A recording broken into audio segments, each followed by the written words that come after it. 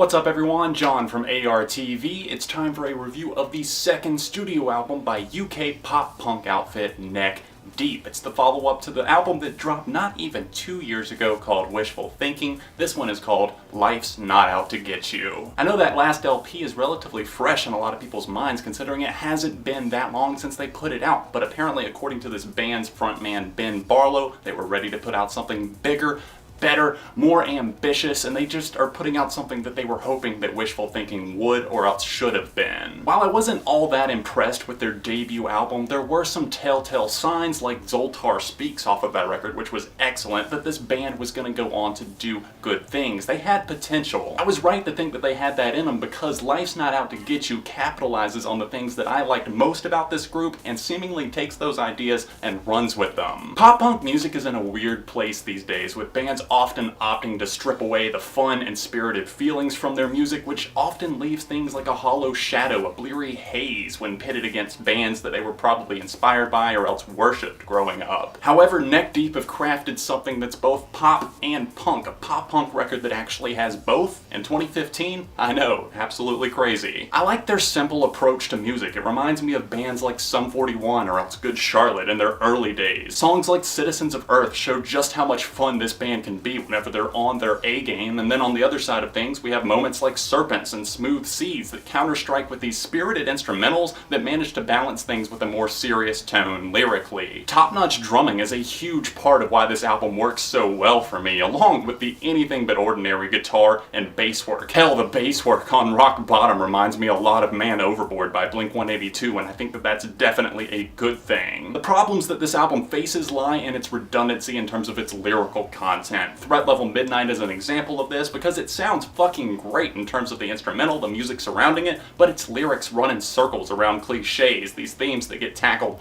over and over again by every pop-punk group out there. I would say that that's the album's biggest struggle. That's just me, because I'm pretty much enjoying every other aspect on this thing. December serves as the predictable slow jam here on this record, with Barlow kind of opening up about this ex that he had and about how alone he feels after that, the pain that he's going through, and I just don't care about this song at all. I mean, there is a full band version of this coming on the Target Deluxe edition of the CD, so I might pick that up. Who knows? Maybe I'll like that part more. Fortunately, the lads hit the nail on the head more often than not. Whenever spring rolled around this year, we got the awesome single Can't Kick Up the Roots, which is an ode to their hometown, the love-hate relationship that they have with it. They said it themselves, it's a summer jam. It's just an anthem powerhouse with hooks for days. It's gonna get stuck in your head almost instantly. I was kind of blown away the first few times I played it because I went into it with mediocre expectations. I don't exactly have the best relations with pop punk in its current state, and I wasn't expecting to like the new Neck Deep song this much, and I was like, holy shit, I'm actually interested in checking out the album now. Callie Ma punches the clock right after that, once again putting a smile on my face while I listen. It's got this detailed guitar structure on it that I can really appreciate, along with the standout vocal performance that's driven home by this rapid punk-style drumming. I find myself coming back to the Beaches for Lovers, Not Lonely Losers as well, just for repeated listens, like over and over again. I'll throw it on repeat and just sit there and listen to it like 4 or 5 times straight, which is crazy. I don't normally do that with a song. Sure, you might be able to predict a lot of the lines that Barlow's gonna throw out there. You might see it coming from a mile away, but you can't really argue with that bass groove now, can you? It's done. It's over for. This isn't the most directly in-your-face catchy song on the LP, but there's something about it that just keeps me coming back and commands the listener's attention. I don't know, maybe it's just me feeling this way, but if you're feeling similar, let me know in the comments. There's a really exciting vibe bleeding out of Lime Street, even if it is a track that's kind of centered on a crumbling relationship. I'm loving the guitar-led intro on this track. It really just gives me that early 2000s nostalgia, and actually I have to give a quick shout out to just the guitarist in general. Lloyd Roberts killed it